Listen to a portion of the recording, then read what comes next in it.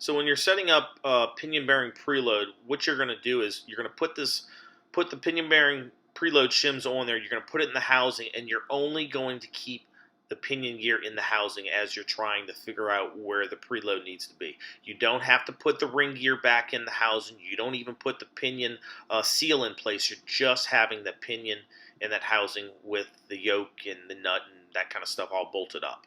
And you'll see here in a minute how it all goes. But remember, just the pinion stays in the housing when you're searching for the preload for the pinion bearings. So the last step here is to figure out my pinion bearing preload shims. Another guy from the BFH garage, he disassembled one, so I have at least somewhat of a starting point. He pulled off 68,000s. I'm going to slide on 69,000s. Because this is 410-1, and hopefully it gives me a decent starting point. What I'm trying to achieve here, and the way I look at it, is I'm trying to get 160 foot-pounds of torque on the nut, but at the same time, I'm also trying to achieve anywhere from 14 to 19 inch-pounds of rotating force. And that will, if I can get anywhere from 14 to 19 inch-pounds of rotating force with my dial inch-pound torque wrench, then I know I have the correct amount of shims. If this is too loose, what I actually have to do is I have to pull off shims. If this is too tight, I need to add more shims, and that's how it all works. So I'm going to go ahead and get set up and put this back in the housing where I'm at from there, and just go from there. I'm going to have to slowly tighten this thing up. I've actually got a tool somewhere. I've got this tool here that I purchased off of Amazon, just something to kind of hold the yoke as I tighten it. This is rather cheap. It wasn't that expensive, so I didn't bug a friend to make this tool for me. Why not just go ahead and buy it? Sure, I could use a pipe wrench like everyone else, but I'm kind of picky. What can I say? So I'll come back in a little bit. At this point here, I've learned that the shims are just too many pinion bearing preload shims on there. So I need to pull off a little bit of the shims to try and tighten up the preload. Little did I know at this point, because I kept tightening the nut to 160 foot-pounds of torque is what the book has told me.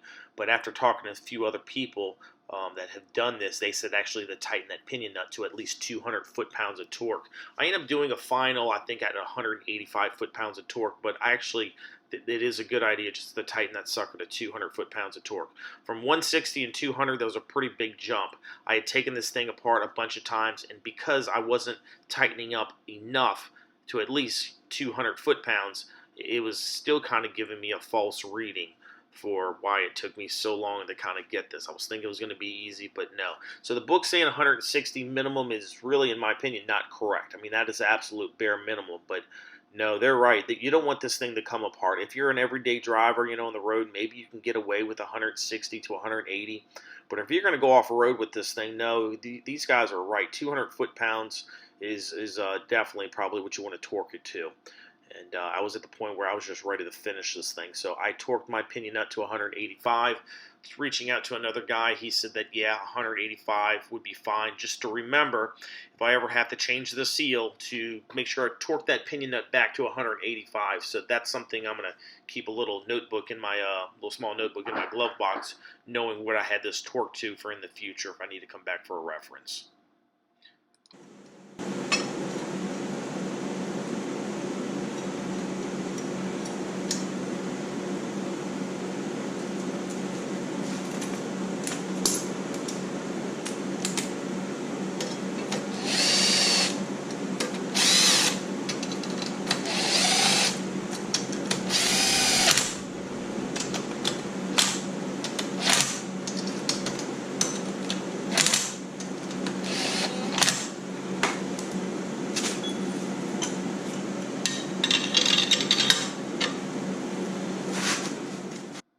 So as I started to tighten this nut up with the torque wrench, I think I did it in increments.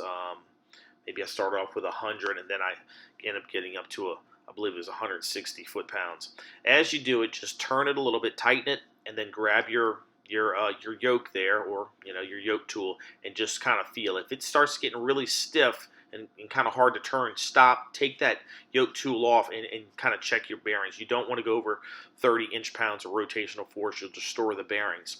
But where I was at, if I can remember right at this point, if I had torqued that pinion nut to 200 foot-pounds of torque, I probably would have been within the correct specs, which were, I believe it was 14 to 19 inch-pounds of rotational force for new bearings. And that's what it has, all brand new bearings. But that is where I end up with the trouble, because I'm reading the book, and the book is saying a minimum of 160 foot-pounds of torque on the pinion nut, but it's not telling me what a maximum torque is. And most of the people that I've talked to said 200 foot-pounds of torque on the pinion nut. One guy even said you could possibly go up to 210, but I never wanted to 200. I was getting really frustrated with dealing with this. I'd taken it apart so many times, I was feeling like I was gonna gall up the threads on the pinion, but I didn't. It's just kind of nerve-wracking when you take it apart this many times. But I ended up settling at 185 foot-pounds of torque, and I was okay with upwards of, I think, about 19 inch-pounds of rotational force. So I was on the tighter end. I'm not going to bore you anymore with all the other times I've taken it apart. I'll have to do a little video to kind of show you where I end up falling in at. If you saw the previous clip, you'll see if you can pay attention and understand that pinion bearing preload when you're searching for the pattern, all this will come a whole lot easier for you to understand on the preload shims when you get to this point. And pretty soon here, I'll go shoot a video and I'll show you the final pattern of what I came out to be. Because even using these setup bearings, that's what they are. They are setup bearings. You will get a slightly different reading when you press on the final bearing, but it's good to go ahead and start off with the setup bearings, get you kind of in the ballpark, and then when you press on the final bearings on the pinion, you might have to take them off a few times, because I had to take them off a few times, and make sure you use a clamshell puller. I don't know if I had that in the video or not, but I use the clamshell puller so I don't damage the bearing and I don't damage the pinion. And from my understanding, what I was told, you could take that pinion off, you could take the bearings off several times with that clamshell puller without damaging them. But I chose to still go the setup bearing route. This is the drive side of the tooth here, or I should say the gear.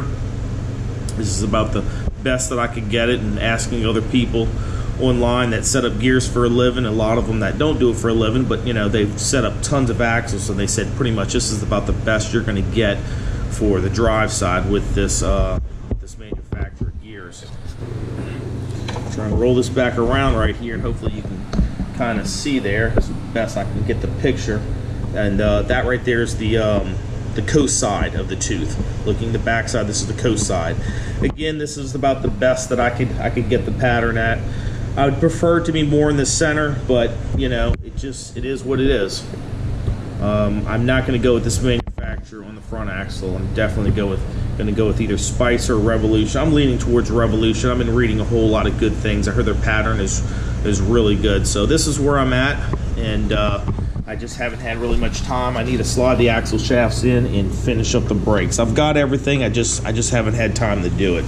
So overall, for my first one, it's not bad. My next one, I think I can probably do it in half the time, or I should say way less than half the time, since I know and I understand pinion bearing preload. That was the biggest hang up for me. So this is where I'm at. If you please give me a like and a subscribe, I'll continue to put out some more videos for you all, and I just want to help educate, because there's not a lot of people out there that are willing to share what they know.